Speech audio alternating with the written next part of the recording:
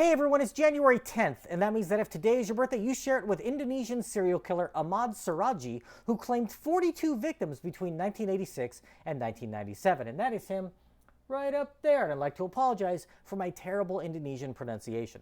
Suradji was born in 1949 and was a lonely child with few friends, and when his father died while he was a teenager, he turned to crime. Ending up in prison at the age of 19, he spent 10 years behind bars for a litany of offenses, including cattle theft. After his release, he became a mystic doctor, akin to what we might call a witch doctor. In Indonesia, mystic doctors are often consulted in rural areas as they provide services in communities where modern medicine is uncommon.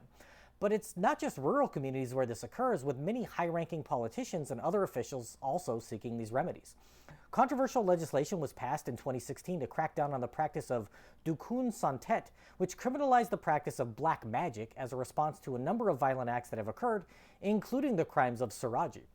He lived in Medan, the capital of North Sumatra, and many sought his guidance on issues of health, finances, and romance. When neighbors found the remains of a girl who had hired him before going missing in 1997, they contacted the police, who went to his property to inquire as to what happened. A search turned up clothes and watches belonging to dozens of victims, and he initially confessed to killing 16 women over the previous 5 years. After further questioning, he broke down and admitted to 42 murders over an 11-year period.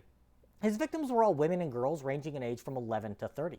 He told the police that he had a dream in 1986 in which his father's ghost instructed him to drink the saliva of 70 dead young women to gain the powers of a mystic. Suradji thought it was unlikely he'd just come across dead women in his daily life, so he decided to kill them to speed up the process.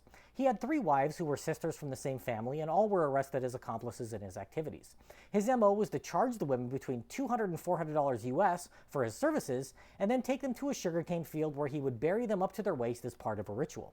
He would then strangle them with a cord, drink their saliva, and bury their nude corpses with their heads facing his home, believing this would grant him additional magic powers. Suradji was convicted and executed via firing squad in 1998.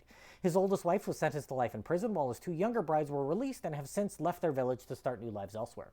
When he spoke to reporters shortly before his execution, he was upset that he had been unable to achieve his goal of 70 victims, believing that would have been the number to give him unstoppable power.